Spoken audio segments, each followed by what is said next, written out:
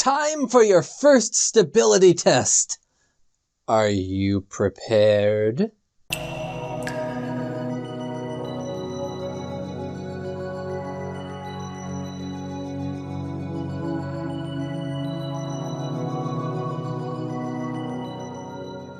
Hello everybody, I am Nick, the Naval Architect. The boss just assigned you to perform a stability test. Awesome!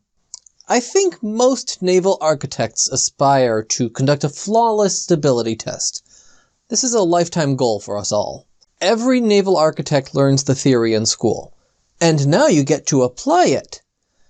Except a well-executed stability test, well, it employs very little theory and a great deal of practical experience.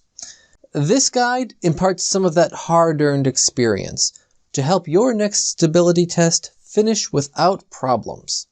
Let's get into this. You need a clear division of labor. A large part of your job is to act as the test coordinator. A stability test requires coordination with several companies. A typical stability test may include the naval architect, the U.S. Coast Guard, the vessel owner, the vessel crew, the shipyard, a crane company, and a partridge in a pear tree all working together. With all the people involved, you need to keep clear lines of communication and a clear division of labor. Take the lead here and everyone will be grateful. Clearly identify which tasks the vessel owner must handle and which you can handle. This is actually a great chance to help out your vessel's owner. Let's think about it from their perspective. These stability tests are fairly rare in a vessel's life. So this may be the first time your vessel owner has worked on a stability test. If you just tell them to go rent some weights, they will be lost. Instead, ask the owner which tasks they would like to outsource to you. Take the load off of them and help out with coordination. Helping out with coordination is actually one of the major things that I do at DMS when I'm working on a stability test. And we offer something that I think a lot of people don't. We can provide preliminary results on the day of the test. I hear this question 1,000 times. Right after the test is done, people are always asking, did we pass or fail? At DMS, I can actually give you a preliminary answer right there at the end of the test. And then give me a few days to do quality assurance on the data, and you get the full test report followed right after that. So, if you want fast test results and easy stability test services, check out the website to find out how I can help on your next project. Talking about professionalism, one of the things that really makes you look professional is working to a standard. In this case, the standard is ASTM F1321-92, F1321-92. Learn it, love it, read it again, word by word. This is the gold standard for a stability test. There are several key elements that the ASTM lays out. But a warning, this standard is very succinct. Critical information is only going to get a single sentence. So let me help you out and highlight a few things that need a special emphasis. First off, the total weight from your deadweight survey must be less than 2% of your new lightship weight. Technically, this is not part of the standard. This is actually a practice enforced by the U.S. Coast Guard inspectors. You can find it in their standards for plan submission. Next thing is that the vessel trim has to be less than 1% of the length between perpendiculars at the time of the test. You're really shooting for a level trim. Also level heel. The vessel heel has to be less than ½ degree at the time of the test. Now, I'm just showing you some of the details here. There are other little tidbits of information like that in the ASTM. So use the ASTM to form your test procedure and plan the stability test. And now that you've made that beautiful plan for your test, throw it out the window. No test procedure survives the first hour with the ship. Expect to make changes on the fly. Come to the stability test prepared to adapt your plan. Every stability test that I have worked on required modification of the procedure once we actually saw the vessel. Bring backup equipment, extra drawings, extra marking utensils, etc. Anticipate change and you will easily adapt to it. Tank configuration. This one will be a puzzle for you. When you plan the stability test, one critical decision will be the tank configuration. You need to decide which tanks will be full, which will be empty, and which will be partially full. One of those little tidbits, the ASTM limits the number of partially full tanks that are permitted during the test. The goal here is to limit the free surface moment from all the tanks, really. Ideally, all the tanks should either be completely empty or pressed full. But there is some allowance for the realities of a working ship. As the naval architect, your job is to find a combination of tank loads that limits the number of slack tanks, but it should also achieve a fairly level trim. Pay special attention to fuel tanks. These are the most difficult to find a configuration for, because fuel presents environmental risks if spilled. Any requirements to press a fuel tank full present great risks on a stability test. I promise you, no chief engineer wants to risk spilling fuel out their vent pipes.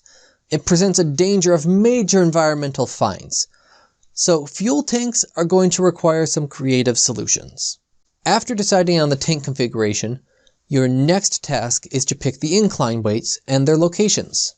The goal here is to generate sufficient healing moments with the minimum number of weights possible. Based on those goals, you're going to select the size of your inclined weights and the type. And I'll admit there's a lot more that goes into it than that. Come on, you didn't think I would tell you all my secrets. But I will tell you a little bit about comparing different weight types. The table compares the common different options for incline weights. Now that you've actually picked the type of your incline weight, you also need to think carefully about the location. Check the strength of the deck. Most of these weights are going to be placed on the superstructure decks, which are built with lighter scantlings. If you're not careful, a heavy weight can easily damage the deck. Even with a strong deck, it's wise to lay down wooden cribbing to ensure that the incline weight gets properly distributed on the deck beams. This also helps to protect the paint job on the deck. These little details are important. They make the owner and the crew happy, which is what we want. Do not pump water! When you're looking at your incline weights, one option is almost always forbidden: pumping water as an incline weight. Partially full water tanks create free surface moments, and water flow meters are very poor at accurately tracking the water movement. Put simply, pumping water introduces far too much error. Coast Guard only allows water pumped as an incline weight in extremely rare circumstances. Now, this does not stop you from using the weight of water contained in individual containers. The water needs to completely fill that container so that you eliminate any free surface. The key difference here is that you move the entire container, not just the water inside the container. The advisory survey is something I really want to raise awareness for. This is an optional task, but I have worked on plenty of stability tests. In most cases, the owner felt very confident that the vessel was ready for the test. And in every case, the vessel was not ready. If at all possible, visit the vessel a few days before the deadweight survey starts. Sit down with the master and the chief engineer to answer any questions, and then walk through the vessel with them. Mark out any areas where deadweight needs to be removed from the ship. This advanced survey gives the crew extra time to prepare for the test. But, like I said, it's an optional thing. You don't have to go for it. Let's summarize things up. You want to run a flawless stability test. What are the major points you need to remember? Well, number one is having a clear division of labor. That clear communication is incredibly important. But don't turn that into rigid communication. You have to anticipate change, be ready to roll with the punches. Part of that is going to be working back and forth with your vessel owner to find a working tank configuration, especially paying attention to your fuel tanks.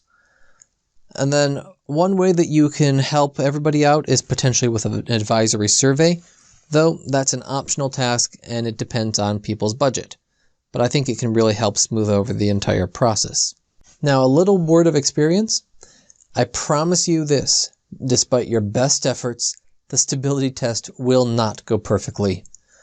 Every test comes with its own challenges and obstacles. If it were easy, anyone could do it. but hopefully these tips have removed a few obstacles. I wish you a smooth and successful stability test. Thanks very much. I am Nick, the Naval Architect. You know, this is just too darn complicated. Or at least, that's what I think every owner would be saying about doing their own stability test. So, hire DMS to make your next project easier.